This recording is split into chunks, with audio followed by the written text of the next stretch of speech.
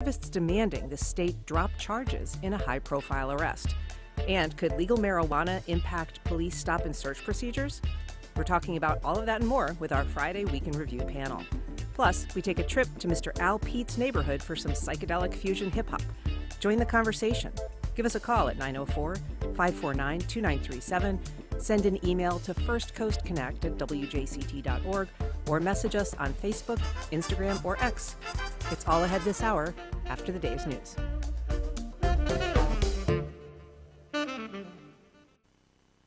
It's a minute after 9 o'clock. You're hearing WJCT News 89.9 Jacksonville. A construction worker was killed in downtown Fort Lauderdale yesterday afternoon after a portion of a crane fell onto a bridge over the New River. City fire rescue officials say the crane was on top of a multi-story building under construction on Southeast 3rd Avenue when the platform supporting the equipment gave way. Fire Chief Stephen Golan says the pieces of the crane fell on a car on the Southeast 3rd Avenue bridge. At least 3 other people were injured. When the section of the crane fell, it did impact the bridge and leaving a hole into the bridge. So until such time as the structural integrity of the bridge can be determined, this roadway will be closed.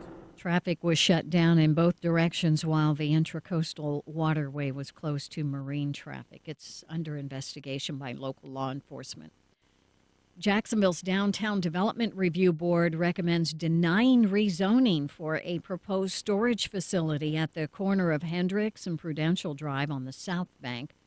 The City Council denied a proposal for a similar facility last year after hearing opposition from nearby residents. The revamped version of the project includes apartments and shops, according to the Jacksonville Daily Record, but still the board says the project does not fit into the city's comprehensive plan and self-storage is not permitted in the neighborhood. The City Council will have the final decision. It's in the mid-50s now in Jacksonville, sunny and breezy for this afternoon, wind from the west, highs in the low 70s. Clear and 49 degrees overnight, near 70 degrees tomorrow, and mid-70s on Sunday. Both days are expected to be sunny. Sunny on Monday with highs in the upper 70s.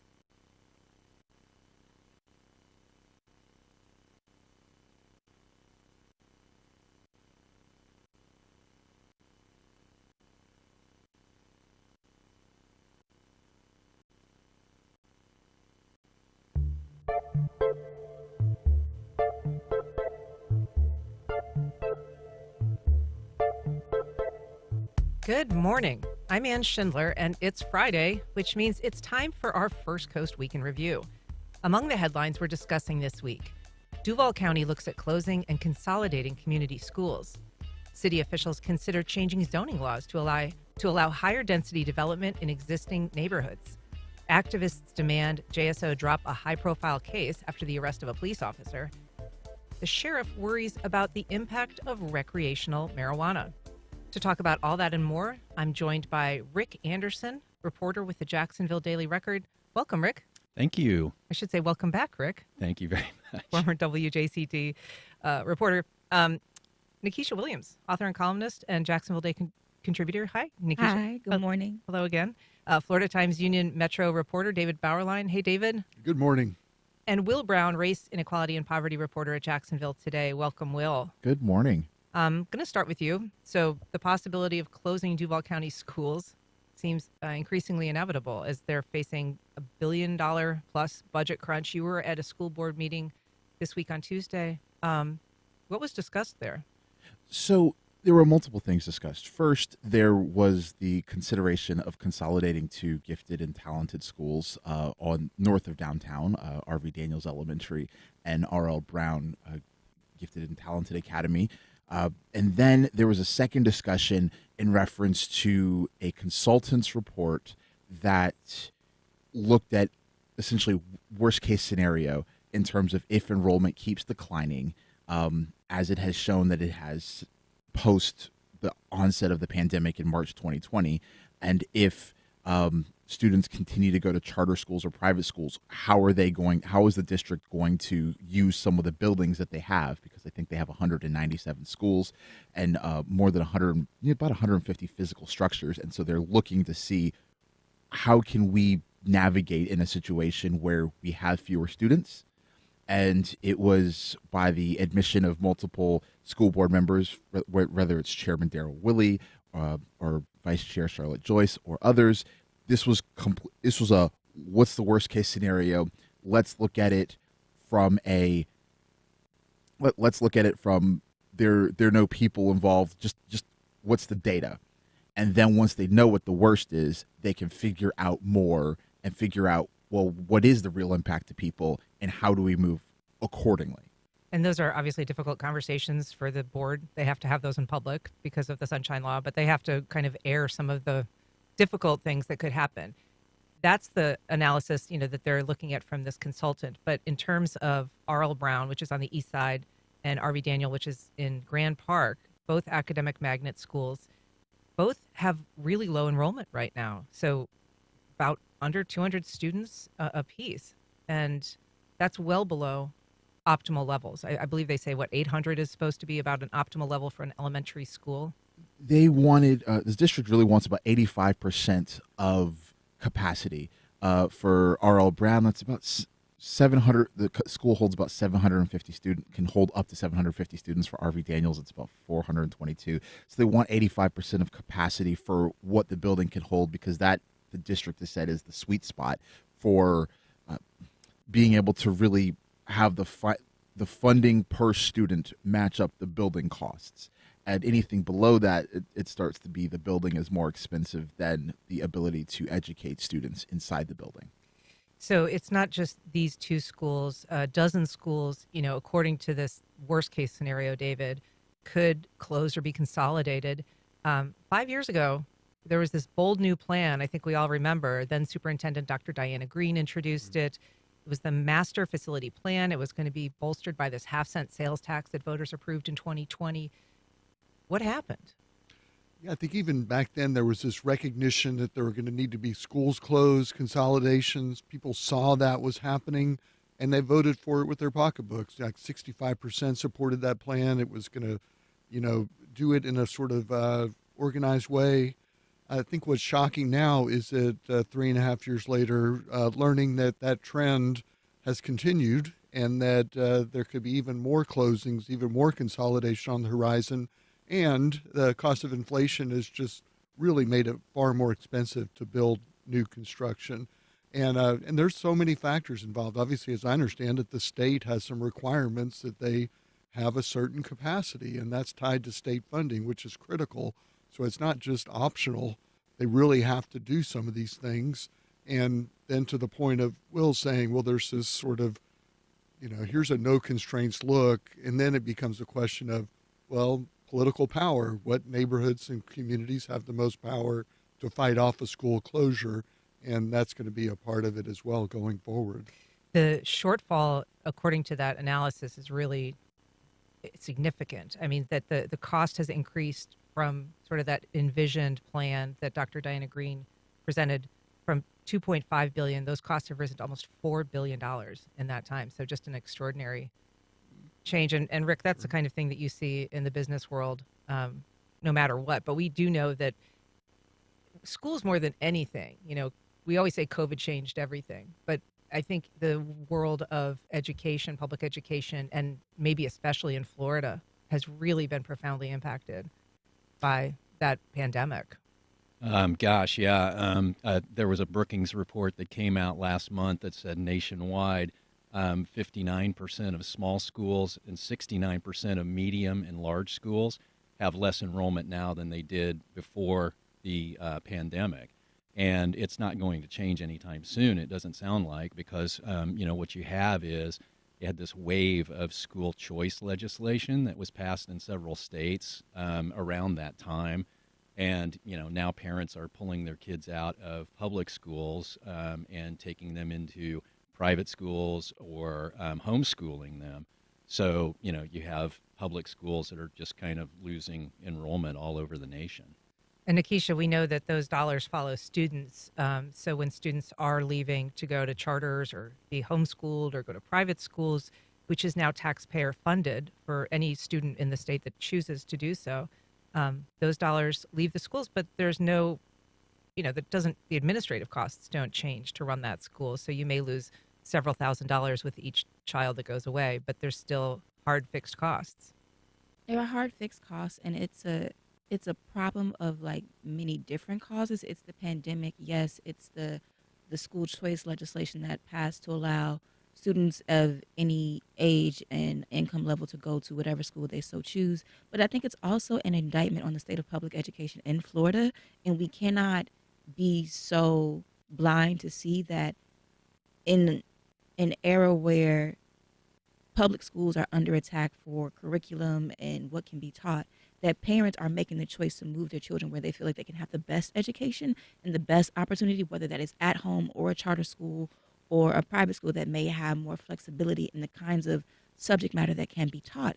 And with that said, you're draining resources from public schools. And then, as David said, it's going to be about which communities have the power to fight off the school closures and the consolidations. And we all know which communities don't have that kind of political power to fight off those closures, which is why you will see a large turnout and people upset and protesting about these consolidations, because that neighborhood school might be the only place for them to go. But at the end of the day, if the money doesn't make sense, those neighborhoods are going to be greatly impacted even more than they were, because those were the same neighborhoods that were on target to have their schools repaired and refurbished or built anew.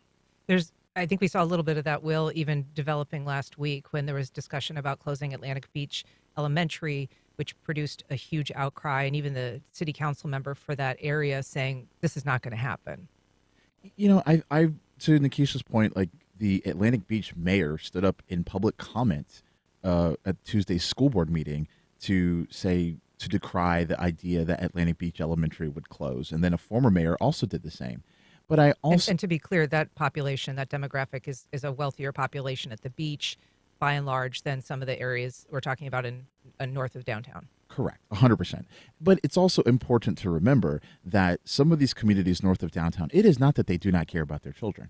It is that they are juggling so many different things that they may not have the time to sit through a 4.5-hour school board meeting. They might not have the time to sit through a 5-hour policy meeting from the school board. I tell this story all the time because it's important to remember it is my job to kind of have an idea of what's going on at the school board. When the school board, when Dr. Diana Green announced her retirement last year, it was an emergency meeting that was called after 9 o'clock on a school day for a meeting that started at 1 p.m. And it was very challenging for me as a DCPS parent to get to that meeting and make sure my child was picked up from school that day. And it is literally my job to know what's going on.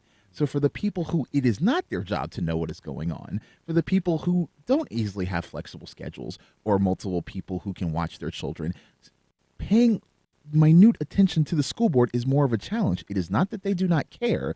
It is that they don't have the time to spend 25 hours a week paying attention to the school board because they have other responsibilities going in their lives. I want you to talk too, because you pointed out in your reporting about how a change like this, a consolidation, really changes the fundamental flavor of what it means to be a local elementary school. So these two schools that they're looking to possibly consolidate are on opposite sides of an interstate highway. What does that mean for people who go there? It is impossible for a child to walk from one school, from R.L. Brown to R.V. Daniels. I am a third grade parent. I would not dare let my child make that journey from one to the other because there are no sidewalks. There's no easy way to get there.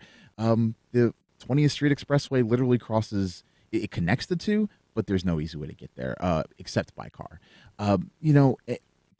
Candidly, I am a parent at one of the two schools. I don't say which one publicly, but it's not hard to figure out. The students at both of these schools felt hard done by because there wasn't any certainty. My son's birthday was earlier in March, and the reason why we promised him, if you read the whole Harry Potter series, we'll take you to Harry Potter World in Orlando. He chose not to do that because he wanted to spend his birthday with his friends because he thought his school was going to close. And it turns out it wasn't closing this year, but he didn't know that, and his birthday's in March. And so it's just one child, but there are so many children at both of these schools, and so the thing that parents mentioned to me personally and professionally was there wasn't enough time to make decisions for their child going into the next academic year. We've got a call. Mark from the West Side. Good morning, Mark. Go ahead. Hey, good morning. Didn't we just pass a half-cent sales tax for building and refurbishment and teacher salaries not too long ago? And I'm also wondering, are these people keeping track of the growth rate in Duval County? We keep hearing that we're one of the fastest growing counties in America, and with all these Yankees moving down here, and you were closing schools. Does that seem like a kind of short-sighted? I mean, maybe this year we're having some enrollment problems, but when we have another 100,000 people in 10 years, we're going to wish these schools were still around, don't you think? It's a good question, Mark. Rick, I want to toss that to you because obviously there are school districts in this state that are struggling to even, stay current with their growth. I mean, just south of us in St. Johns County, they're building new schools about one a week, it seems like, and they still can't keep up with the growth. This, I guess, has something to do with where the growth is happening. I suppose it does. Yeah. I do know that this area is growing rapidly. Yesterday was my second anniversary as a Northeast Floridian, and I've seen a lot of growth since I've been here. And I think you're absolutely right. Where are the students going? I haven't seen any studies on the local Duval County school population. But you make a great point about St. Johns County drawing a lot of growth and a lot of new students. Yeah. I believe that the number, David, that the district has put out there is that they've lost 30,000 students in the last decade, which is a lot. But a lot of these are happening primarily in middle schools. They say that the biggest impact that they're seeing from, these other school choice options is happening at the middle school level.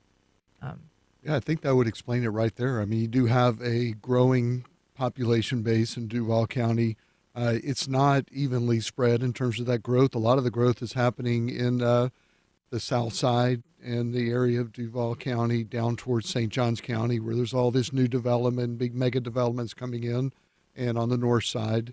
But then you go to sort of the older neighborhoods where these older neighborhood schools are, and they're not seeing that population growth. So it's not an even population growth. And then, of course, you add on to it the big layer of school choice and just, which Florida is, for better or worse, a leader in that. And that does affect the public schools, because if you can just move a child out of a public school and have the state pay for that private school, a lot of parents are going to do that for whatever reasons. We have a comment from Linnell on Facebook. Her theory as to what is happening: COVID, homeschool, and charters popping up like weeds, I think, as we've kind of discussed. And JP on Facebook says, living in Tampa, where the housing density is higher, that tight zoning is not always a plus. Some of the houses here are so close to each other, you can reach out your kitchen windows and borrow sugar off your neighbor's counter.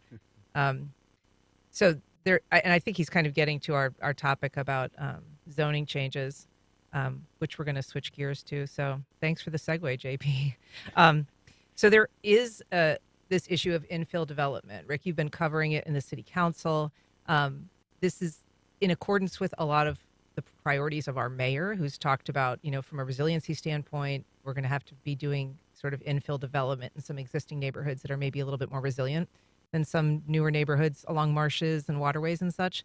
But this is a discussion that really is taking a hard turn now as the city council looks at a particular kind of development that they want to focus on. What is it that they're looking at? Well, one of the things that they're looking at is called the missing middle, and it's my understanding is that is the missing part between single-family residential, so your typical suburb type neighborhood, and like a high density, so like a tower, a residential tower, a high rise, or an apartment complex with multiple buildings. So what they're looking to do is to kind of foster more development of like duplexes and fourplexes that can be built on smaller lots, but provide some more options for people who are looking for different kind of housing. Because as it's getting harder and harder to buy a home, especially for younger people. because the property values here in this area are going up significantly. And right now, mortgage rates are high. So, you have those two factors that are making home ownership kind of out of reach for a lot of people. So the idea is, where do we put these missing middle kind of properties that would provide some more options? And the council committee that this is growing out of is actually the homelessness committee, right? Yeah, it's a special committee on homelessness and affordable housing. So they're looking at those issues kind of separately and together. But it was established last year by the council president, Ron Salem, and they're reaching the end of their meeting schedule. I think they have one more or two more meetings. So the cost of housing, for real, Nikisha, the housing price, the median home price in Duval County is now $349,000. That's a 68% increase over 5 years ago. So it really is becoming less and less possible for people to afford single-family homes. The city's clearly thinking that there's going to be somewhat of a solution in multifamily housing, and looking to do it in existing single-family neighborhoods. Yeah, I mean, it's expensive to buy a house. It's expensive to rent an apartment. It will be probably equally as expensive, depending on where the duplexes and fourplexes go, to rent those as well for the people who need it most. And, speaking of this being a proposal coming out of the Committee on Homelessness and Affordable Housing, we also now have a law on the books in the state of Florida where people will be criminalized if they're unhoused and sleeping on the streets. So the problem is only going to get worse. And there isn't a readily available solution to prevent people from being able to live and work in the same area.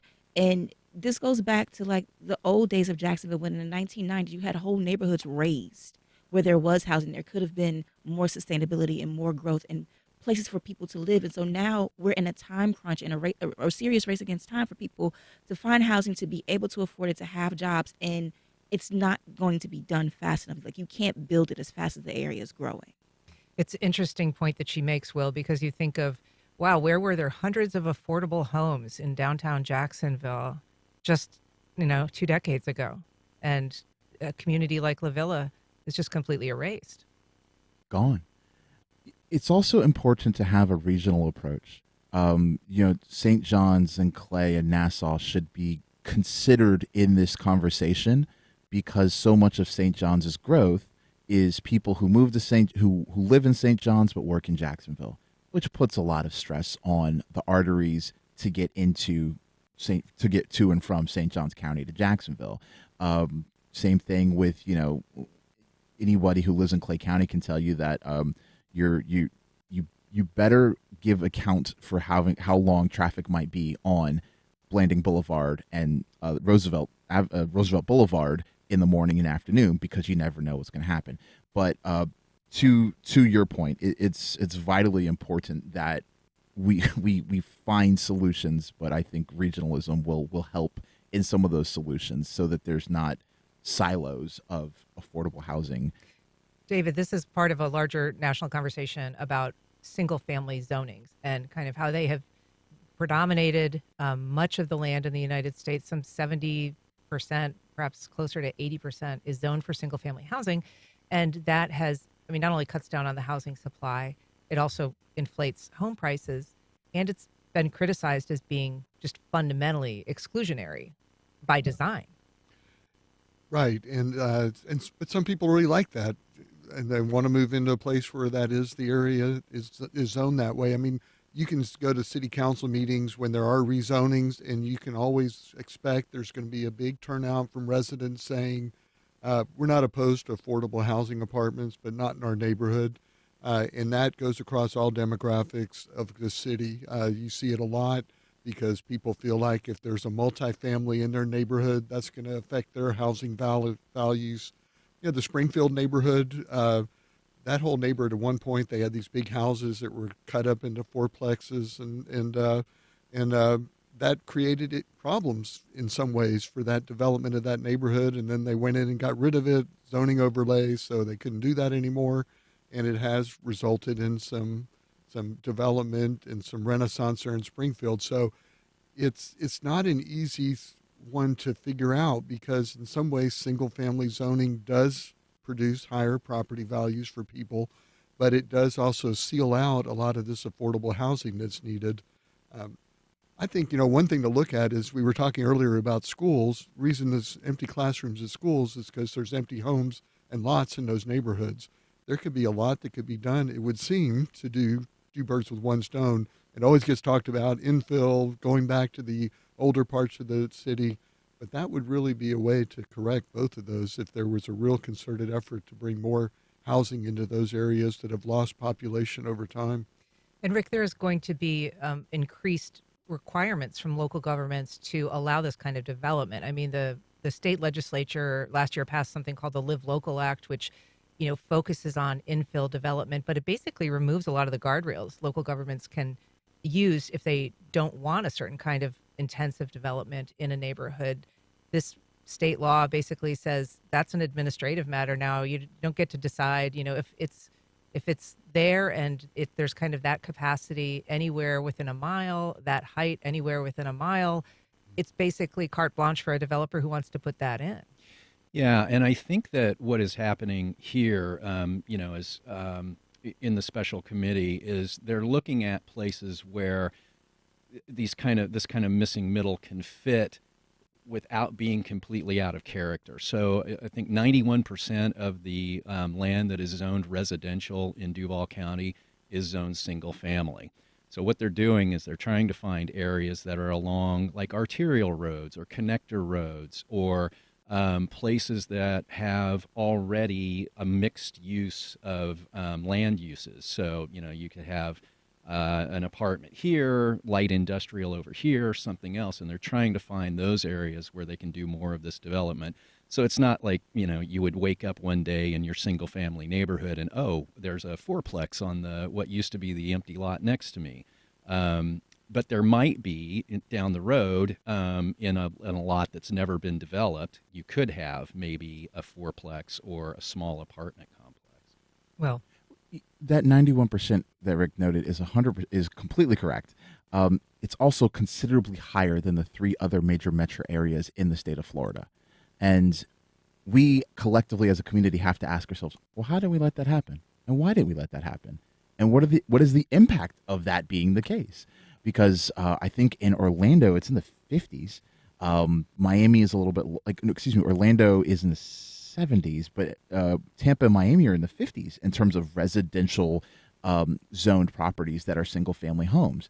And so what we as Jacksonville should do is really look at what some of our peers as major metros did in terms of, and granted, Jacksonville's older than those communities, but I think that we should really look at what our peer major metros did in terms of some of their zoning and replicate it. Nikisha, people's view of what a house is has changed over time, too. I mean, there was a period in which it was just your place to live. A lot of people now consider it an investment. So it's something that accrues wealth or is used to, become a kind of an asset of theirs as opposed to just a place to live.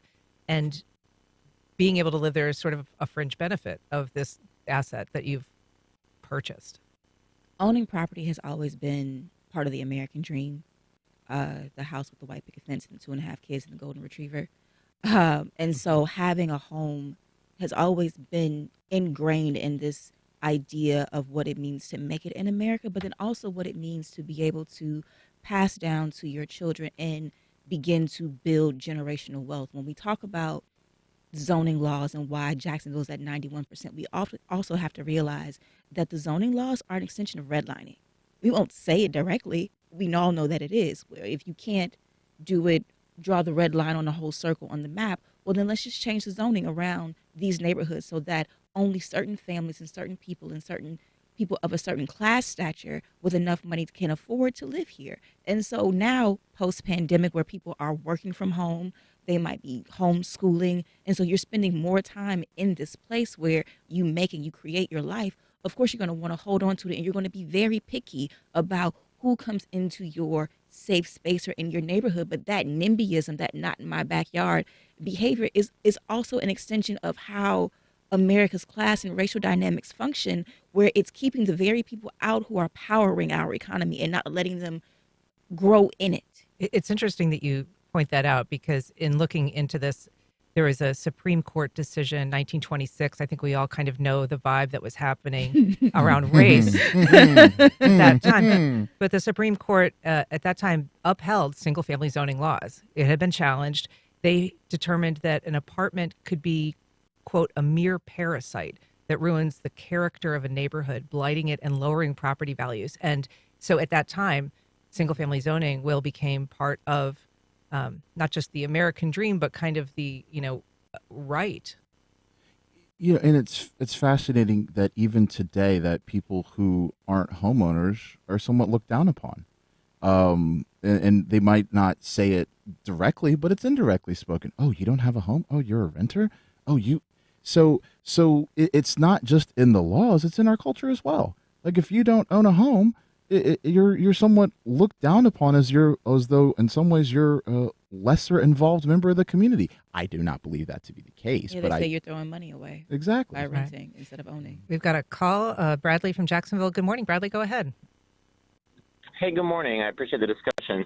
I just wanted to point out that the previous discussion of the divestment in public schools, particularly in the inner city, school closures is really connected to the city's lack of investment in our older neighborhoods. This has a lot to do with the resistance to integration. So I taught public schools for 10 years in the inner city. Now I work in real estate, and I kind of see this story repeated again and again. Nobody wants to say the I word, integration. Integrating across racial and economic lines would solve so many problems in Jacksonville, but instead we say charter schools, or we say, oh, now it's a magnet school. The fact that those two public schools that are being integrated, they used to be, I had friends that taught there, they used to be public schools that were really struggling just as neighborhood schools. They turn them into magnets to try to attract middle and upper class people to participate in public education, public schools for all. So I think these are two sides of the same coin. Jacksonville has a racism problem and a classism problem, and until we begin to integrate as a society, we're going to continue to see the same problems. Interesting perspective, Bradley, from both sides. We have a call, Jim in Orange Park. Good morning, Jim. Go ahead. Good morning. Thanks for taking my call. I have a couple of points or questions. As the population increases in Duval and St. Johns County, what actually is the pull or the draw in occupations that are bringing people to this area? And my second point is with housing. The median housing is $350,000 in Duval and in St. John's. And I know new developments, they're required, I guess, to put aside X amount of houses at lower cost. But, the teachers, the firefighters, the police officers that work in those communities can't even afford to live in those communities and are having to drive, 30, 40, 50 minutes in order to get to work. So, impact statements when they develop these communities need to be done and drawn out. So thanks for taking my question. I appreciate it. Thanks, Jim. Rick, to his first question about what's drawing people to this area.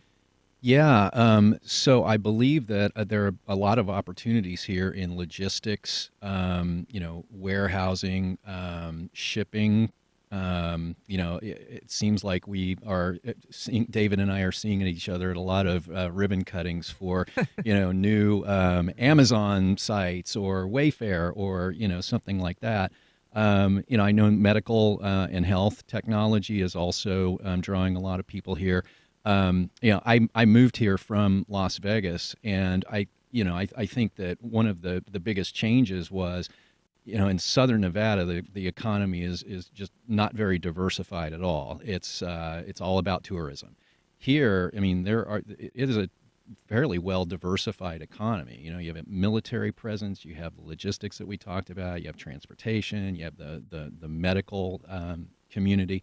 I think there are a lot of different sectors that are drawing people here. More probably than a lot of places around the state. Will? Yeah, I was just going to add to Rick's point because I have a screenshot from Jax USA from their target industries framework from about 15 months ago. And their targeted industries, I'm going to read verbatim: intermodal logistics, agribusiness, space and defense technology, health technology, biomedical research, and fintech. That is who they are actively trying to recruit to Jacksonville. Those are the type of firms that they are seeking to bring here. And that's where a lot of the growth is coming. I want to take one last call on this topic, and then we're going to have to move on.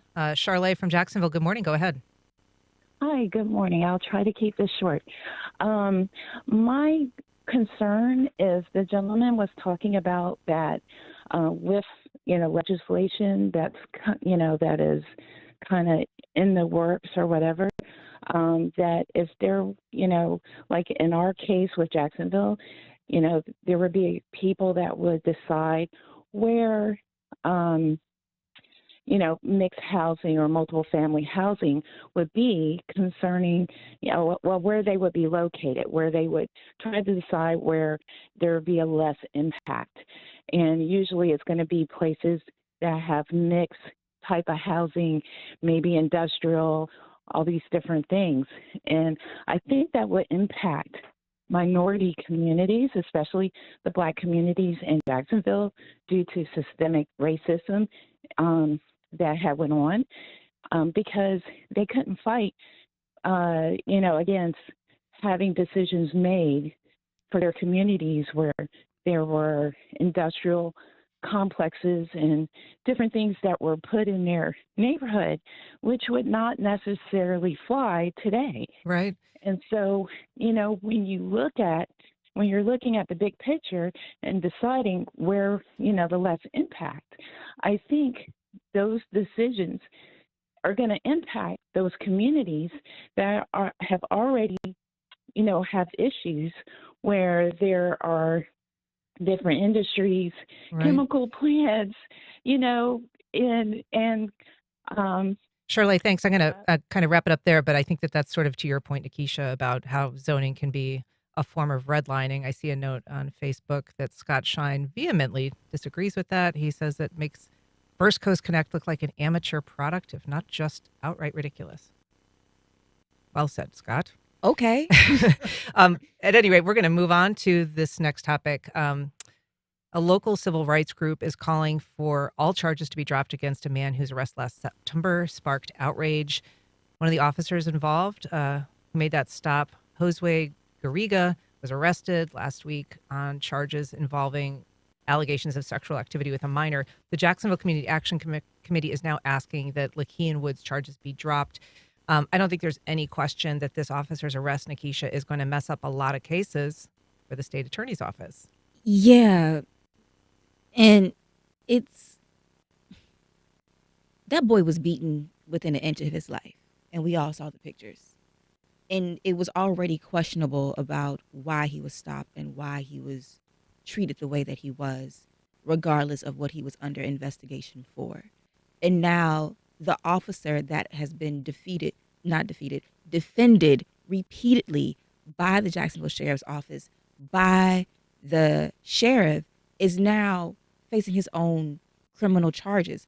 That does shed a negative light on any case that he may have been involved with. And the fact that he had a history of complaints against him for use of force and other things that resulted in what we saw with Lakean Woods only discredits his testimony, his reports, anything that he touched. So it's all fruit from the poisonous tree. Mm-hmm. So, and I think the civil rights groups have a very good argument in saying those charges should be dropped.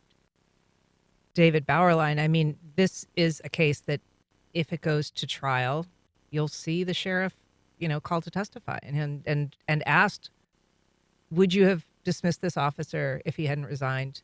Why? And that credibility question would probably loom large for any jury. I presume that would be part of what would be part of the testimony. Now, in that particular case, obviously there was a number of officers who were in pursuit. I don't know that Garriga, is that how to pronounce his Garriga, name, yeah. was actually the one who was physically putting the handcuffs on the guy, or if he was there I in think the he vicinity initiated of the it? stop. So Yeah, okay, so maybe that would be the initiation of the stop. Was he or wasn't he wearing a seatbelt? That would be crucial, I think, to the case. Um, right. So that was, I think, that would be a question, right? Did you have grounds at all to make this stop in the first place? And then from there, the chase, the tasing, the handcuffs, what we saw on the videotape. But yeah, that would be an issue of a credibility for the sheriff's office in terms of that particular case if it were to go to trial. now, Rick, we should say that the state attorneys investigated this allegation of excessive force. They found that there was not, any evidence of that.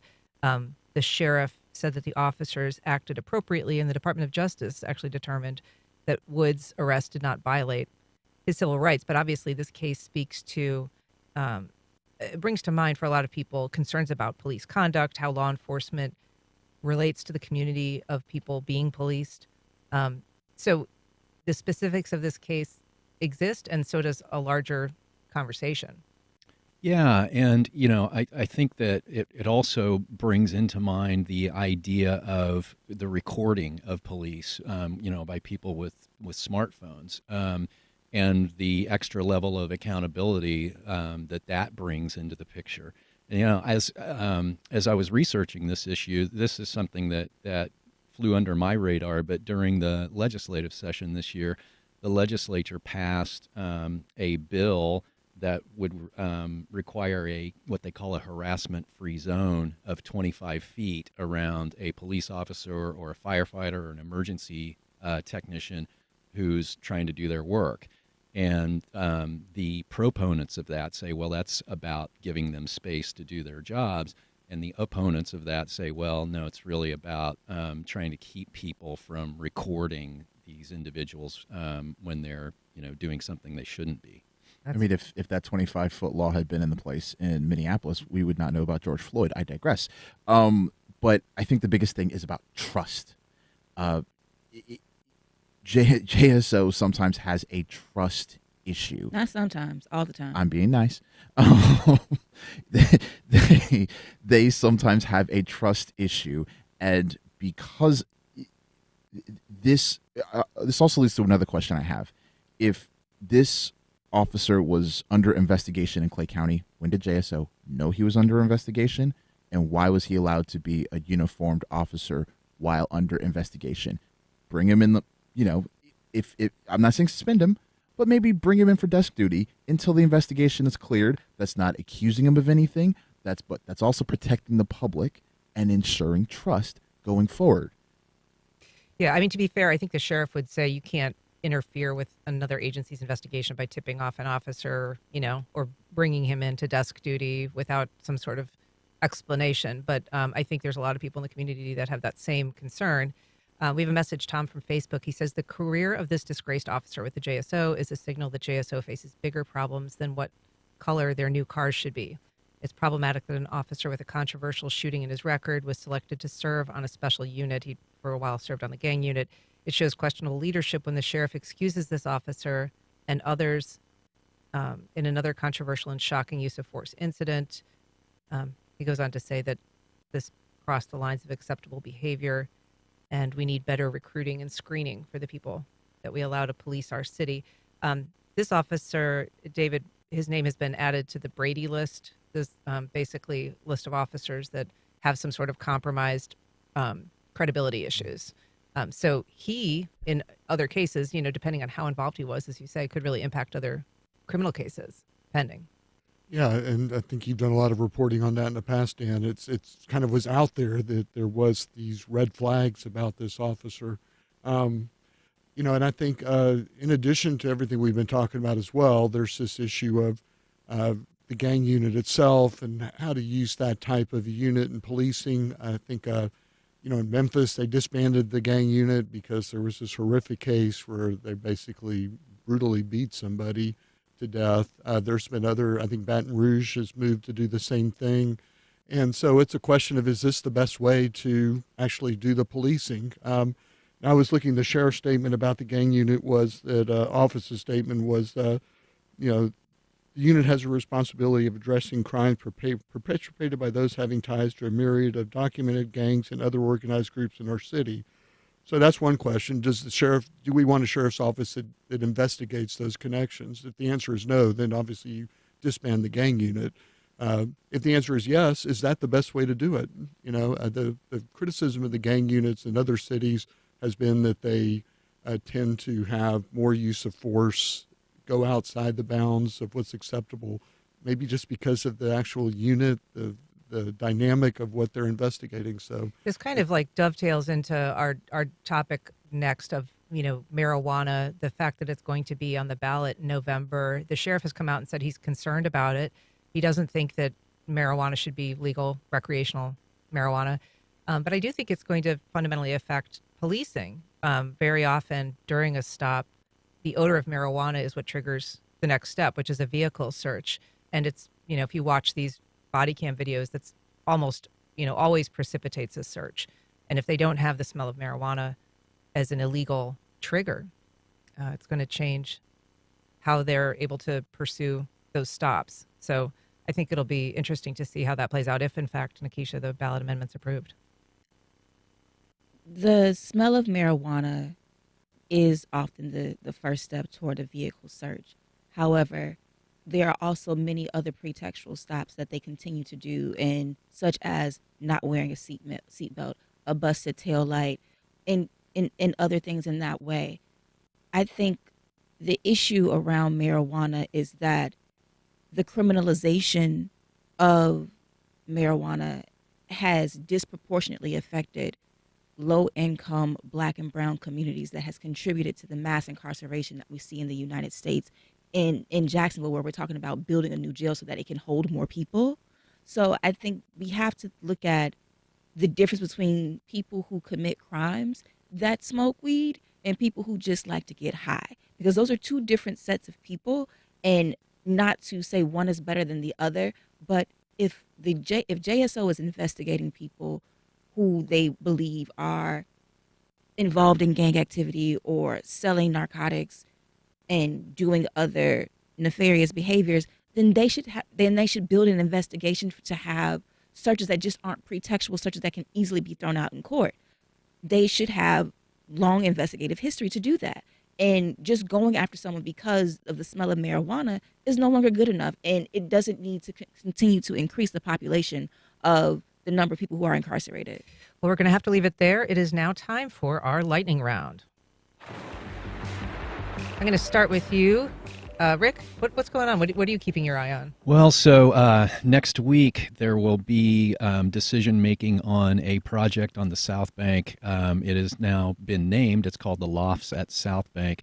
It is a mixed-use property. It has self-storage attached to it, or as part of it. And previous versions of this have been hotly opposed by neighbors, and I'm anticipating that they'll probably show up again next week. David, what are you working on? Well, the partial eclipse is happening Monday, so I'm kind of looking forward to that. And Matt Sorgel, who always does a great read in our paper, did a really good story about how in 1970 there was a full eclipse in Florida. Pretty crazy times. A partial eclipse, we may or may not notice it, but I'm looking forward to see how radio covers that. And Matt, yeah, me too. Matt is a great read always. Nikisha, what's on your plate? The DA Writers Fest kicks off today at Douglas Anderson. So today is just for the students with workshops, and then the full day of workshops and readings will be tomorrow. That's open to the community, and people can come and get tickets and support the school and its creative writing program. Excellent. Will? I was going to say the same thing. Also, aren't you going to be one of the panelists for this workshop? She is. I'm doing 2 workshops and then moderating the headlining interview between the authors Deisha Filyal and Nicole Seeley. I'm so disappointed I cannot see her. That was going to be my thing because I love Deisha Filyal's work. Yeah. Well, what I'm keeping an eye on is jury selection in a case in Nassau County. Patrick McDowell, jury selection began today with 1,200 potential jurors. Given the extreme exposure in that case, they're trying to get down to 300 just to begin asking questions. So that's it. Gentlemen, ladies, thank you so much for being here. I appreciate it. Thanks, Thank you. And stick around. We'll be back with our own Al Pete for a listening session of some homegrown hip hop.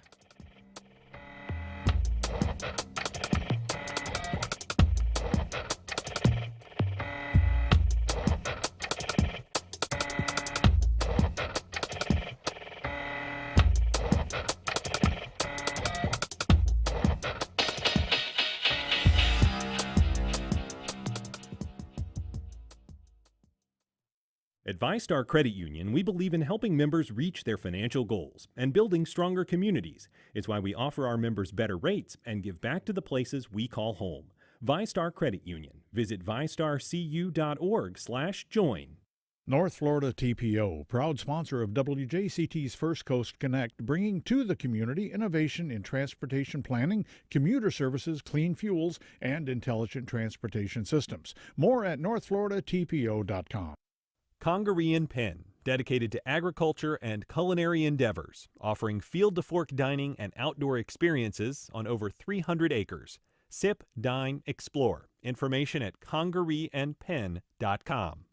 Baptist Health is a proud supporter of First Coast Connect. Baptist Health, committed to building a healthier community for all of us. More info at 202-4YOU or baptistjacks.com.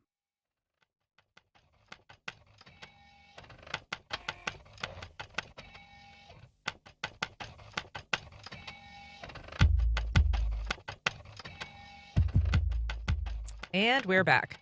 The Jacksonville Music Experience team covers all the latest music news from artists far and wide, including those making music right here in the 904. And on Saturday nights, the JME team takes over WJCT News 89.9 for an entire evening of music discovery. JME contributor Mr. Al Pete hosts his Neighborhood every Saturday at 9 o'clock, and he is here now for a special JME DJ session. He's going to give us a preview of 3 songs that you'll hear on his program tomorrow night. Hey, Al, how's it going? I'm doing good. How you doing? Thank you for having me. It's a delight to have you as ever. So what have you got for us today? What are we going to be listening to Saturday night? So I have 2 artists from Jacksonville. One of the bands that I have, they were supposed to be here on the 12th, but unfortunately they canceled, but we're going to look forward to bringing them back at some point. So we have Kel That Raps is first, and then we have Butcher Brown as second, and then we have Ebonique. So Kel That Raps and Ebonique are from Jacksonville. Very great artists here. Just love their music. Ebonique just released the album yesterday, so it's Alter Ego. So we're definitely going to be promoting that incredibly on the show for the next couple of months. So. Yeah, Kel That Raps is a really fun listen. Absolutely. Kind of like a definitely Duval Southern sound. Mm-hmm. I kind of got like little notes in this song of Outcast, just kind of that whimsical tone, Yeah. but also maybe a little nod to Salt and Pepper with the lyrics. He definitely has that voice, and the content that he's talking about is definitely attentive. So it's like when he talks, it's like you have to be mainly focused. It's definitely an expressive type of feel to it, introspective type of vibes to it. So it definitely relates to an Outkast, the Kendrick Lamars, the J. Cole's, and stuff like that for sure. Should we take a little listen? Yes, let's do it. This song is called A Good Talk. Peacemaker,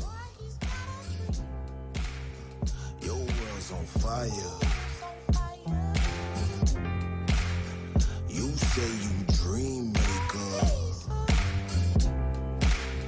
boy you so liar.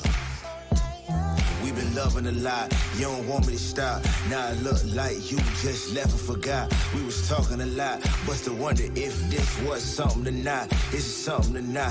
What I think can't chill, yeah I feel no fear. I don't feel that much, but I know it's real. When the kingdom come, hold my soul still here. All these things around me. So is he going to be performing at Jacksonville River Jams? Yes, next week on the 11th. So he'll be sharing the stage with Kenzie's Place. Excellent. Yeah, so please go and check that out. So I'm excited to see him on the big stage as well. Yeah, so. have you seen him live before? I've seen him live before, definitely. He definitely has a lot of visuals as well, so that matches with being live. But just seeing him on the big stage of Jack's River Jams, definitely looking forward to seeing that for sure. So Butcher Brown is also on your playlist this weekend? Yes, I've been playing him for a couple of months. When we got the word that he was going to be here, they was going to be performing here next Friday, but unfortunately got canceled. But nevertheless, we love Butcher Brown because there's so of essence to the Roots. When you think about the Roots band, got the jazz funk inspired with a little bit of element, not a little bit, a lot of hip hop elements to it. So it's just good to hear like that instrumentation over a person that's rapping. So these guys are from Virginia, is that right? Correct. Richmond area. Mm-hmm. And they're, they describe their songs as solar music, but it really is kind of like a funk fusion, right? Like there's a little 70s vibe to it. For sure, yeah, it's definitely funk to it. It definitely has a little bit of Afro futuristic to it, but it still has the elements of hip hop, jazz, funk in there. Those genre notes are very present. So what are you going to play for us? So this song is "I Can Say to You," and that's their like lead single from their album Solar Music Times. Uh-huh. But just the poetry aspect of this genre and just how it sounds is definitely reflective, expressive. I like artists that express themselves a lot, so I like playing it on my show. Yeah, that is a smooth vibe. For sure. So Ebonique, who's also from Jacksonville.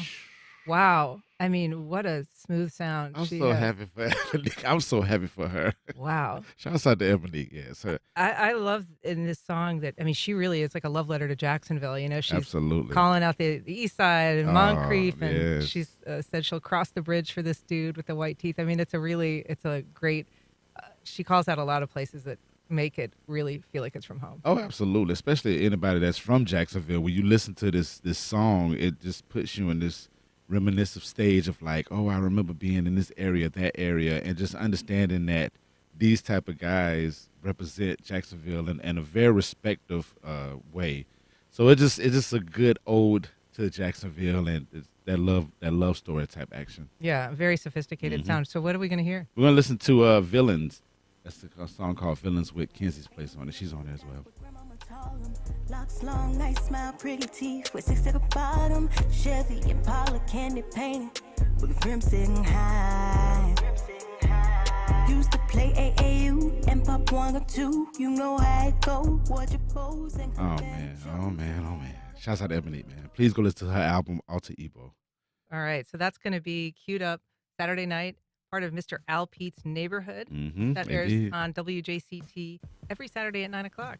9 o'clock. Come see us. Yeah, Or visit come the listen neighborhood. to us. Come to the neighborhood. All right. Thanks for being here, Al. Thank you. All right, and that's our program.